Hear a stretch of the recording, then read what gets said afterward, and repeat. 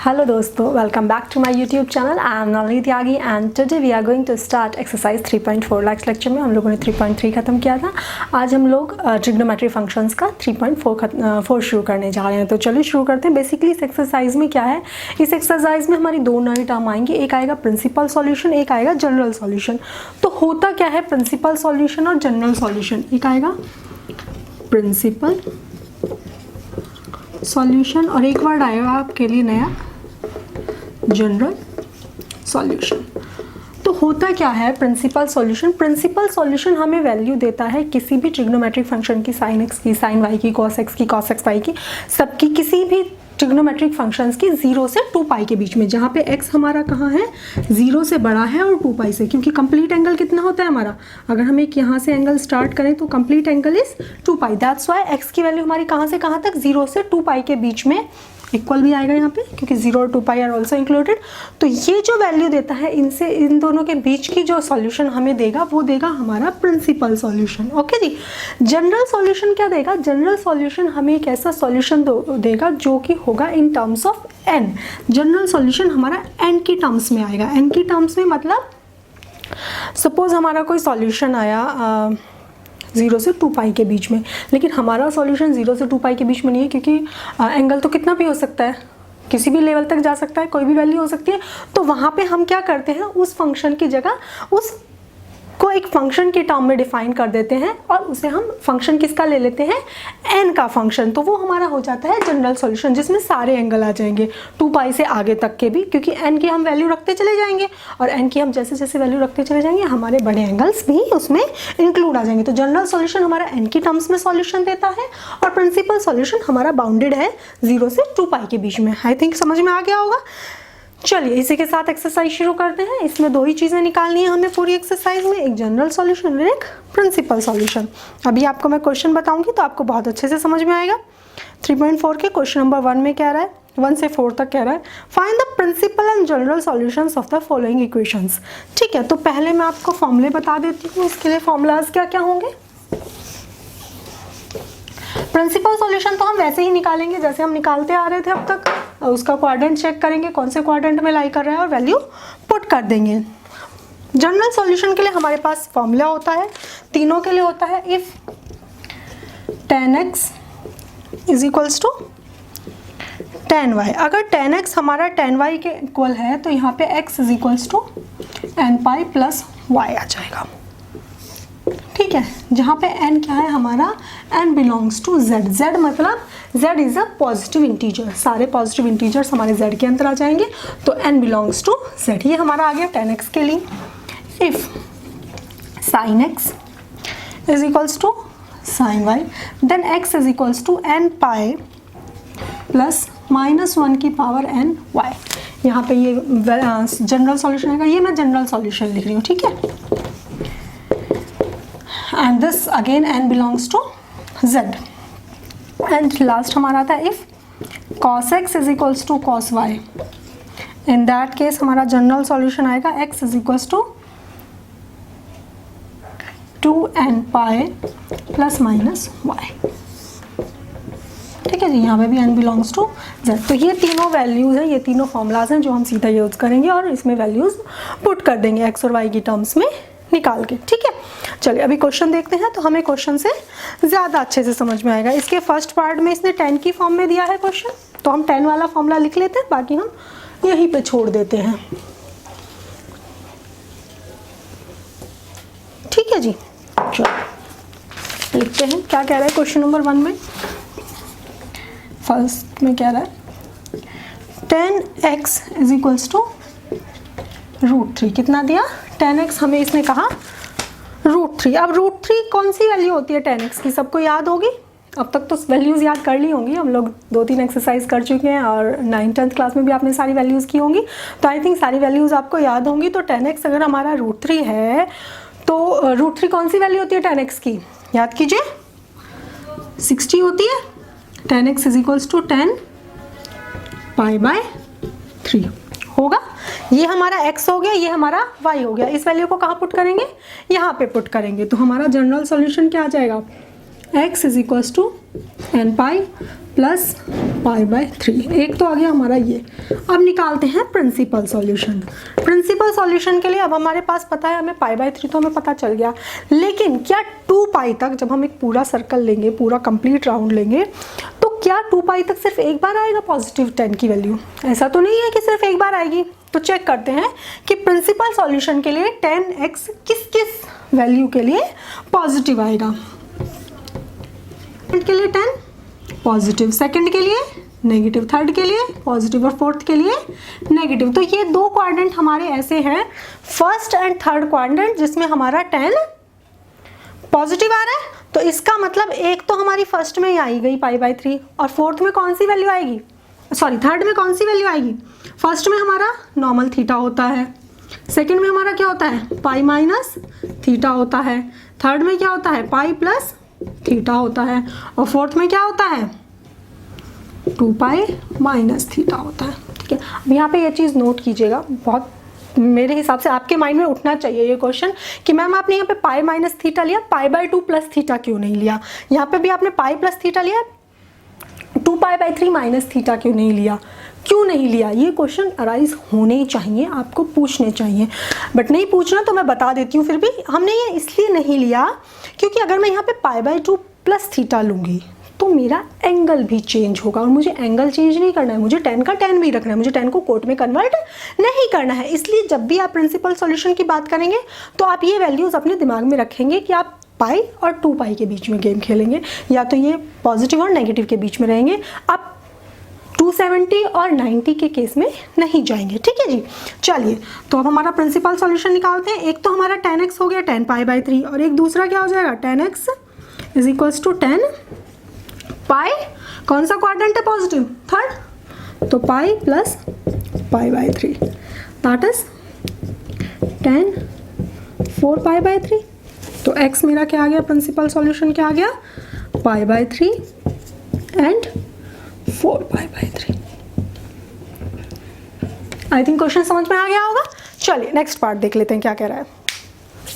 हाँ जी, question number second और थर्ड में ये आपको दिए हैं sec x is equals to 2, cot x is equals to -√3। अब हमें पता है कि हमने जो फॉर्मूलाज लगाए हैं अभी पीछे, जो मैंने तीनों फॉर्मूलाज लिखे, उसमें एक tan का था, एक sin का था, एक cos का था। sec cosec और cot का कोई फॉर्मूला नहीं था, क्योंकि हमें पता है कि हम अगर इनका इन्वर्स कर दें तो सीधे सीधे हमारे sin cos और tan की फॉर्म में ये कन्वर्ट हो जाएंगे। तो यही हम करेंगे। हम इसे क्या लिख सकते हैं 1/cos x लिख सकते हैं इज इक्वल्स टू 2। तो cos x मेरा क्या आ गया 1/2, cos x 1/2 किसकी value cos x is equals to cos pi by 3। Pi by 3 तक तो ठीक है, लेकिन जब हम प्रिंसिपल सॉल्यूशन की बात करेंगे तो प्रिंसिपल सॉल्यूशन के केस में सिर्फ पाई बाय 3 पे तो हम रुकेंगे नहीं, हमें तो पूरा क्वाड्रेंट देखना है, चारों क्वाड्रेंट देखने हैं।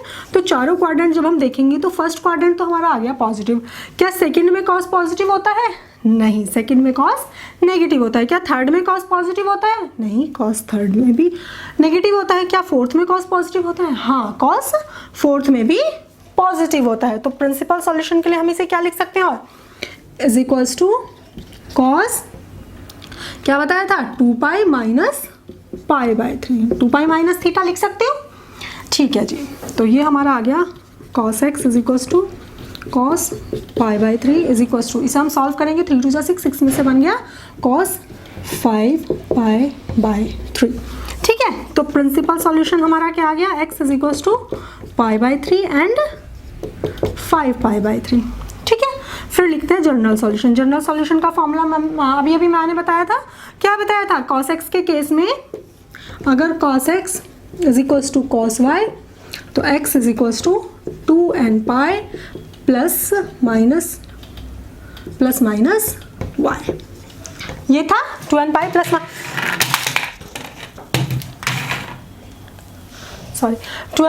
माइनस y था। तो यहाँ पे y की जगह कौन सी वैल्यू रखेंगे? अब बात वही उठेगी, ये वाला करेंगे या ये वाला? हम ये वाली नॉर्मल वैल्यू रखेंगे। हम इसमें केस में जब हम जनरल सॉल्यूशन निकालते हैं तो हमें कोऑर्डिनेट देखने की जरूरत नहीं है फर्स्ट सेकंड थर्ड, क्योंकि हम यहाँ पे n रख रहे हैं, और n अपने आप ही ऑटोमेटिकली सारी वैल्यूज उठा लेगा, क्योंकि n हमारा क्या है, n belongs to z, that means n हमारा एक पॉजिटिव इंटीजर है। तो n हमारा 1 2 3 4 5 कोई भी वैल्यू होगी तो ये अपने आप सारी वैल्यूज ले लेगा। हम सिर्फ पहली वाली वैल्यू यहाँ पे पुट करेंगे। तो x मेरा क्या आ गया 2n pi plus minus pi. I think question समझ में आ गया होगा। चलिए थर्ड पार्ट कर लेते हैं। थर्ड पार्ट में क्या कह रहा है? हाँ जी, थर्ड पार्ट में क्या कह रहा है? cot x is equals to -√3। अब cot x फिर से वही बात आती है कि cot x तो हम लेते नहीं है, हम क्या लेंगे? हम tan x में से कन्वर्ट करेंगे। तो इसे हम क्या लिख सकते हैं? 1/tan x is equals to -√3 या tan x is equals to -1/√3। यहाँ तक बात क्लियर है? अब देखते हैं tan x हमारा 1/√3। tan x में 1/√3 किसकी वैल्यू होती है? tan 30 की वैल्यू 1/√3 होती है, ठीक है। लेकिन 30 की तो पॉजिटिव होती है, इसका मतलब फर्स्ट क्वाड्रेंट में तो ये आएगा नहीं, क्योंकि ये क्या है? नेगेटिव है। तो कौन से क्वाड्रेंट में आएगा? क्वाड्रेंट चेक करेंगे। फर्स्ट क्वाड्रेंट में नहीं आएगा, सेकंड में आएगा, थर्ड में नहीं आएगा, फोर्थ में आएगा। तो अभी आएगा हमारा सेकंड और फोर्थ क्वाड्रेंट में। तो हमारा पता है हमें ये क्या वैल्यू होती है? tan π/6 होती है, ठीक है। 1/√3 अगर मैं देखूँ तो tan π/6 होती है। लेकिन जब मैं सेकंड क्वाड्रेंट में लगाऊंगी तो क्या हो जाएगा मेरा? पाई माइनस π/6। आई थिंक समझ में आ गया होगा कैसे लगाया मैंने पाई माइनस π/6। वैल्यूज याद रही रखनी है, वैल्यूज अपने आप निकाल लेनी है। हमें सिर्फ ये पता होना चाहिए कि 1/√3 किसकी वैल्यू? 1/√3 π/6 की वैल्यू है, तो सेकंड क्वाड्रेंट में आएगा तो पाई माइनस π/6 आएगा। अगर यही हमारा पॉजिटिव होता तो हम इसमें लेते तो पाई प्लस π/6 ले लेते, ठीक है। और इसमें जब लेंगे तो इसमें क्या आएगा? π/6, इसमें आएगा 2π माइनस π/6, ठीक है जी। दोनों वैल्यूज पुट करेंगे। चलिए पुट करते हैं। tan x is equals to tan pi minus π/6 is equals to tan 2π minus π/6। Solve करेंगे इन्हें।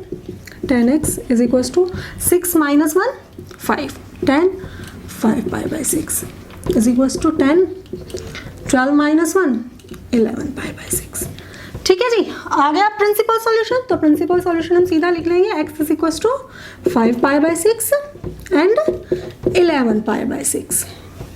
यहाँ तक आ गया। जनरल सॉल्यूशन लिखते हैं। जनरल सॉल्यूशन tan का क्या था? tan x is equals to, पहला ही क्वेश्चन था, tan x is equals to tan y।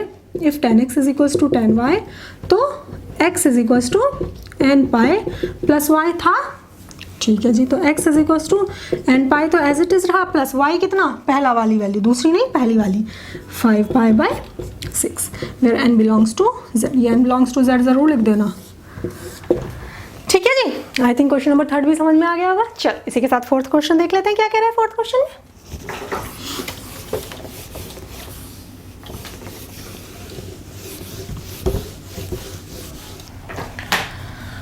हाँ जी, क्वेश्चन नंबर 4 में क्या कह रहा है? cosec x is equals to -2। cosec x को मैं क्या लिख सकती हूँ? 1/sin x लिख सकती हूँ is equals to -2। That mean sin x मेरा क्या आ गया? -1/2। अब मुझे पता है sin x 1/2 किसकी वैल्यू? sin 30 की वैल्यू। हमें पता है 1/2 किसकी वैल्यू होती है साइन में? 30 की। 30 मतलब π/6 की होती है, लेकिन वैल्यू क्या है? नेगेटिव में है। तो नेगेटिव में साइन की वैल्यू कौन कौन से क्वाड्रेंट में आती है? चलिए क्वाड्रेंट चेक कर लेते हैं। फर्स्ट क्वाड्रेंट में नहीं होती, सेकंड में नहीं होती, थर्ड में होती है, फोर्थ में होती है। तो थर्ड और फोर्थ में नेगेटिव होती है, फर्स्ट और सेकंड में पॉजिटिव होती है, ठीक है। याद है ना? ASTC याद कराया था मैंने, ऑल साइन tan cos, ठीक है। तो यहाँ पे sin x हमारा नेगेटिव हो गया, तो sin x नेगेटिव कौन कौन से में आएगा? थर्ड में और फोर्थ में। तो अब हमें पता है कि 1/2 तो सिंपल 1/2 जो होता है वो हमारा π/6 होता है। तो जब हम थर्ड क्वाड्रेंट की बात करेंगे तो थर्ड में क्या होता है हमारा? पाई माइनस थीटा, और थीटा कितना? π/6। सिमिलरली फोर्थ में क्या होता है? 2π प्लस, सॉरी थर्ड में पाई प्लस π/6 और इसमें 2π माइनस π/6। बस अब इन दोनों वैल्यूज़ को यहाँ पे पुट कर देंगे। तो sin x हमारा आ गया sin pi plus π/6 is equals to sin 2π minus π/6। इन दोनों को जब सॉल्व करेंगे तो sin x हमारा आ गया sin 7π/6 is equals to sin 11π/6। That means x हमारा प्रिंसिपल सॉल्यूशन हमारा क्या आ गया? 7π/6 एंड 11π/6। और जब जनरल सॉल्यूशन की बात आएगी तो general solution x is equals to n pi plus -1 की पावर n इंटू वाई होता है। तो सिर्फ इस y की जगह क्या आ जाएगा हमारा? 7π/6 आ जाएगा।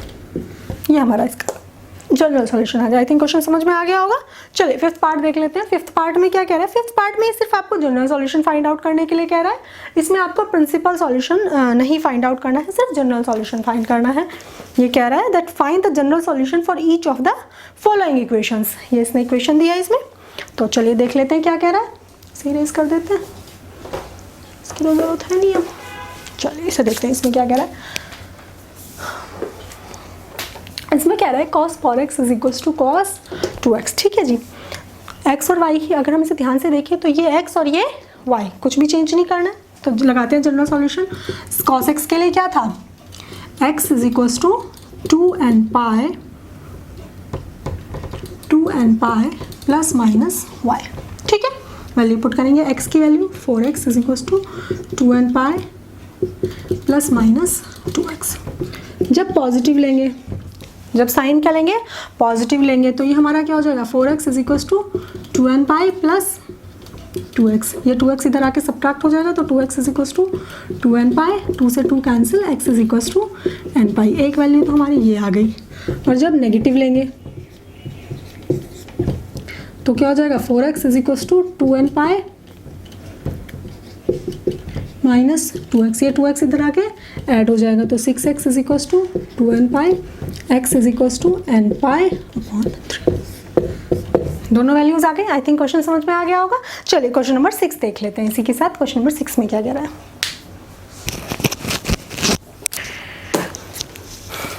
हाँ जी, क्वेश्चन नंबर 6 में क्या कह रहा है? cos 3x plus cos x minus cos 2x is equal to 0। अच्छा, इस तरह के क्वेश्चन में एक चीज़ और आप लोगों को ध्यान रखनी है कि ज़रूरी नहीं है कि जो आंसर लास्ट में आ रहा हो वही हो, क्योंकि इसे मैं कई तरह से को सॉल्व कर सकती हूँ। cos में भी चेंज कर सकती हूँ, पूरे को साइन में भी चेंज कर सकती हूँ। तो आंसर्स में वेरी, बट आपको प्रोसेस पता होना चाहिए कैसे करना है। ठीक है, तो चलिए करते हैं। इसमें मैं क्या करूँगी? इन दोनों में cos x plus cos y का फॉर्मूला लगाऊंगी। अब मुझे पता है cos x plus cos y का, मेरे साथ रिकॉल करेंगे, याद किया था हम लोगों ने, सारे फॉर्मूलाज याद किए थे। जब cos होता है तो दोनों ही केसेस में cos आता है। अगर बीच में प्लस है तो दोनों cos आएंगे, बीच में माइनस है तो दोनों साइन आएंगे, तो बीच में प्लस है तो दोनों cos आएंगे। तो इसका फॉर्मूला क्या बनेगा? 2 cos x plus y upon 2 cos x minus y upon 2। ठीक है, ये बाकी ऐसे ही चलेगा। Minus cos 2x is equals to 0। तो ये क्या हो गया हमारा? 2 cos 2x, 4x upon 2 cos 2x and cos 2x upon x, x minus cos 2x is equals to 0। एक तरह से हमने इसके फैक्टर कर लिए। cos 2x मैं इसमें से कॉमन ले लूँगी और ये क्या रह गया मेरा? 2 cos x माइनस 1। अब जब दो वैल्यूज़ इक्वल टू मल्टीप्लाई करके अलग अलग जीरो के इक्वल होती हैं, तो हम फैक्टराइजेशन जब करते हैं तो हमने देखा था कि हम दोनों को अलग अलग जीरो के इक्वल इक्वेट कर लेते हैं और वैल्यू फाइंड आउट कर लेते हैं। तो ऐसे ही हम इसमें करेंगे। cos x is equals to 0 put करेंगे पहले, cos 2x is equals to 0। अब cos 2x 0 की वैल्यू कौन सी होती है? साइन 0 तो 0 होता है, लेकिन cos 0 0 नहीं होता। cos 0 जो होता है वो क्या होता है? cos 90 होता है। तो ये हमारा क्या हो गया? cos 2x, पहले हम पहला वाला करें, is equals to cos pi upon 2 आ गया। ठीक है जी, तो जनरल सॉल्यूशन लगा देते हैं। जनरल सॉल्यूशन क्या था हमारा इसका? x is equals to 2n pi plus minus y। Value put करते हैं। x की value 2x 2n pi plus minus pi by 2। इस 2 को डिवाइड में ले जाएंगे तो x is equals to n pi, 2 से 2 cancel, plus minus pi by 4। एक सॉल्यूशन तो आ गया ये। अब एक सॉल्यूशन आएगा दूसरे वाले से। किससे? इससे।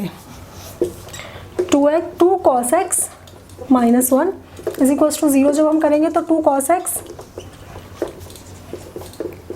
इज इक्वल्स टू 1 आ गया।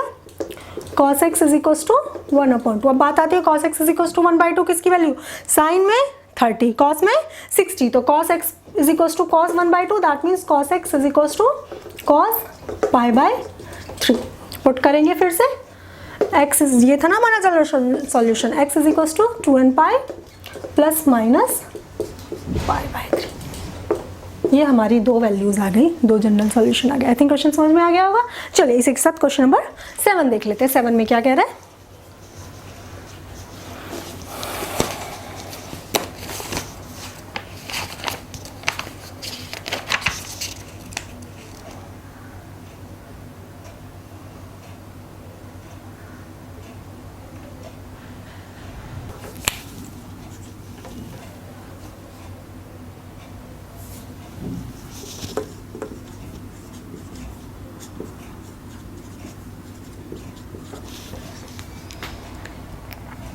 हाँ जी, क्वेश्चन नंबर 7 में क्या कह रहा है, sine 2x plus cos x is equal to 0। अब देखिए साइन 2x को मैं क्या लिख सकती हूँ, साइन 2x का फॉर्मूला मुझे पता है 2 sine x cos x plus cos x is equal to 0। अब इसमें से कॉस एक्स कॉमन चला गया, अंदर क्या रहा 2 sine x plus 1 equals to 0। देखिए बिल्कुल क्वेश्चन उसी तरह का बन गया। यहाँ पे cos x हम 1 रखेंगे इज इक्वल टू 1 रखें 0 रखेंगे, cos x is equal to 0 रखेंगे तो x की वैल्यू π/2। तो हमारा ये पहला तो सिंपल हो जाएगा, cos x is equal to 0 तो cos x is equal to cos π/2। ठीक है, तो जनरल सॉल्यूशन क्या आ जाएगा, x is equal to 2n pi plus minus π/2। ठीक है जी, जब दूसरा रखेंगे तो 2 sine x is equal to -1 sine x is equal to -1/2। -1/2 कौन से क्वाड्रेंट में, साइन में, -1/2 थर्ड क्वाड्रेंट में, वो याद कराया था ना, कौन सा क्वाड्रेंट, थर्ड क्वाड्रेंट। तो π/2 1/2 वैसे तो हमें पता है 1/2 किसकी वैल्यू होती है, किसकी वैल्यू होती है, 6 की वैल्यू होती है साइन के केस में, 30 की वैल्यू होती है, साइन π/6 की होती है, लेकिन इसके केस में क्या हो जाएगी पाई प्लस π/6 दैट मीन्स 7π/6। हम यहाँ पे 7π/6 रखेंगे इज इक्वल्स टू साइन 7π/6। तो x इज इक्वल्स टू क्या आ गया n पाई प्लस -1 की power n 7π/6। I think question समझ में आ गया, सिंपल क्वेश्चन था। चलिए क्वेश्चन नंबर 8 देख लेते हैं। 8 में क्या कह रहा है, हाँ जी, क्वेश्चन नंबर 8 में क्या कह रहा है, sec square 2x is equal to 1 minus tan 2x के देखने में थोड़ा सा कॉम्प्लिकेटेड लग रहा है बट है नहीं। हम हमें पता है सेक स्क्वायर थीटा, याद हो आपको identity, sec square theta is equal to 1 plus tan square theta, याद है आइडेंटिटी होती थी। तो यहाँ पे हम ये वैल्यू पुट करेंगे तो ये हमारा हो जाएगा 1 plus tan square 2x is equal to 1 minus tan 2x। 1 से 1 cancel, tan square 2x is equal to minus tan 2x, tan 2x से टेन 2x कैंसिल, तो यहाँ पे हमारा रह गया ten 2x is equal to -1, रह गया ten 2x is equal to -1। चलिए जी, या तो इसमें एक चीज़ और हो सकती थी, इस तरह से कैंसिल नहीं करेंगे हम इसे, हम क्या करेंगे इसे इधर ले आएंगे, उससे हमारी दो वैल्यूज़ आ जाएंगी, प्लस टेन है 2x इज इक्वल्स टू 0। अब देखिए टेन 2x हमने कॉमन ले लिया, इसमें दोनों काम हम कर सकते हैं, तो ये हमारा हो गया टेन 2x प्लस 1। अब देखिए दोनों को अलग अलग 0 के इक्वेट करूँगी, तो जब मैं ten 2x is equals to 0 लिखूँगी तो टेन 2x 0 किसकी वैल्यू, 0 की वैल्यू। तो हमें पता है जनरल सॉल्यूशन क्या होता है, x is equals to n pi plus y होता है। तो x की जगह कितना 2x is equals to n pi plus tan 2x 0 किसकी, 0 की, तो ये 0, तो x is equals to n pi. पहली वैल्यू आ गई, सेम हम दूसरी वैल्यू रखेंगे यहाँ पे ये वाली। अब हम जब दूसरी वाली वैल्यू लेंगे तो tan 2x is equals to minus 3π/4, तो tan 2x is equals to क्या हो गया हमारा टेन 3π/4। अब हम रखेंगे value 2x is equals to n pi plus 3π/4, ये 2 नीचे चला जाएगा तो x is equals to n pi plus 3π/8। ये हमारा दूसरा जनरल सॉल्यूशन आ गया। आई थिंक क्वेश्चन समझ में आ गया होगा। चलिए लास्ट क्वेश्चन देख लेते हैं इस एक्सरसाइज का।